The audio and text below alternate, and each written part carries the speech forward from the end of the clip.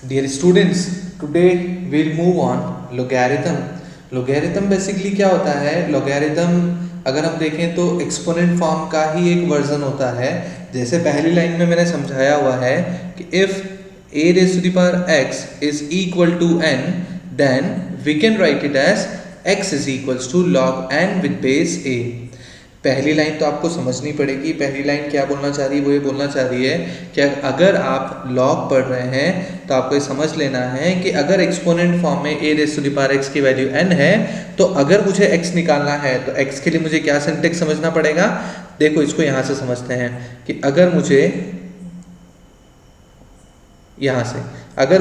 ये x की value निकालनी है तो मेरे को क्या करना पड़ेगा, इस x को नीचे ग्राउंड पे लाना पड़ेगा. तो ये ग्राउंड पे आ गया. जैसे ये ग्राउंड पे आया, ये जो नंबर a था ये चला गया RHS में, तो ये देखो ये चला गया RHS में. और RHS वाला जो नंबर n था वो किसके अंदर चला गया? लॉग में. मतलब जब भी आप एक्सपोनेंट को फ्री करने की कोशिश करते हो सेकेंड साइड पे लॉग आ जाता है.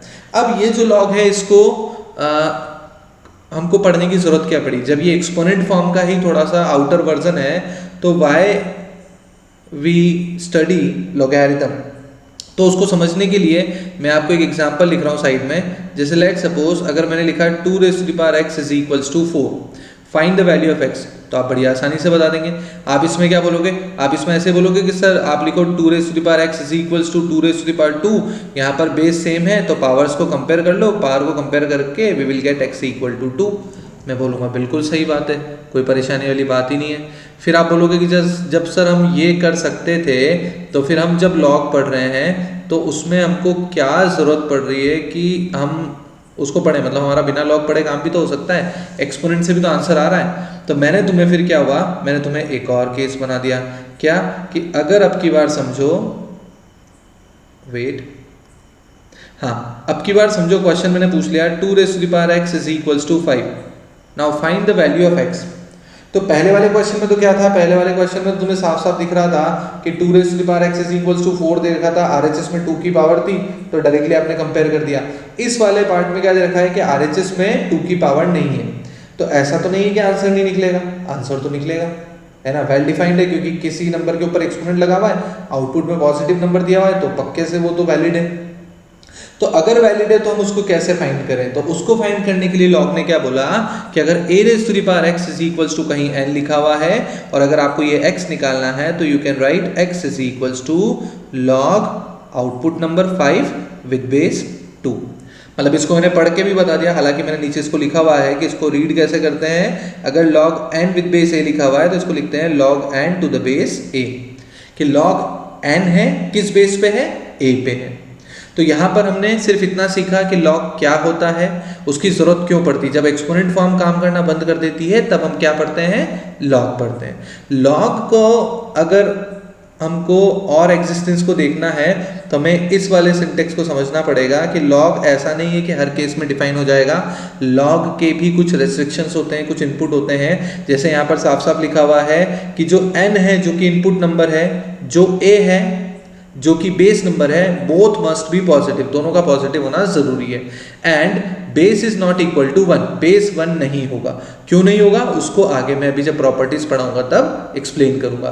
अभी के लिए हमको ये मान के चलना है जैसे अगर हमको बोला कि find the value of log -5 with base 2, अगर ऐसा कुछ बोला तो उसका आंसर सीधा सीधा क्या हो जाएगा? Not defined.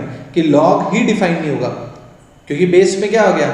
पॉजिटिव, लेकिन इनपुट में क्या आ गया? नेगेटिव. तो जब नेगेटिव नंबर हमको मिल जाए ईदर इन बेस और इन इनपुट नंबर, तो दोनों केस में क्या हो जाएगा कि in both cases log will be not defined.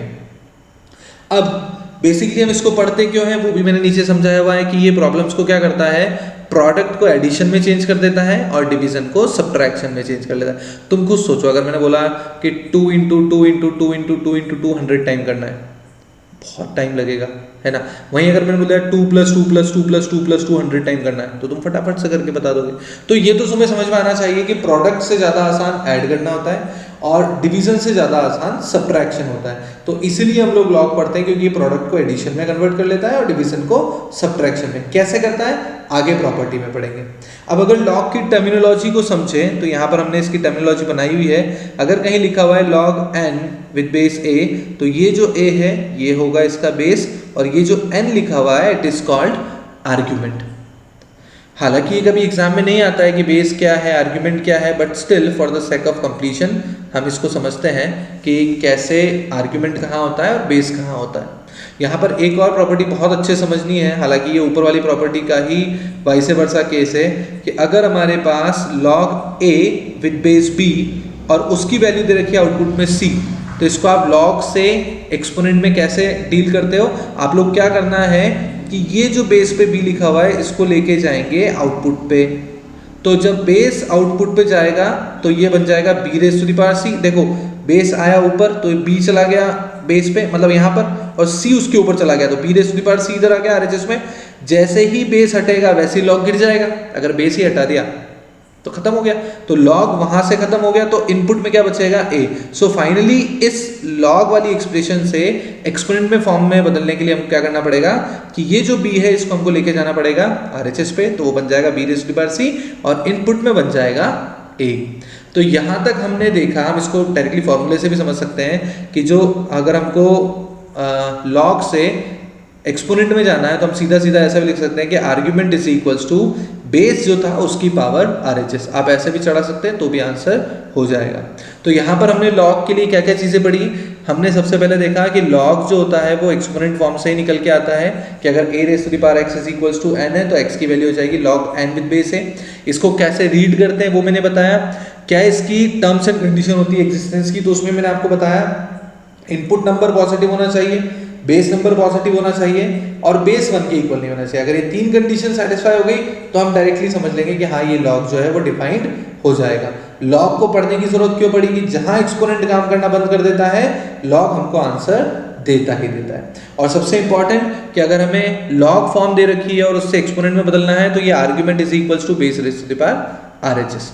तो यहाँ तक मेरे हिसाब से बेसिक थ्योरी आपको समझ में आ गई होगी। Thank you.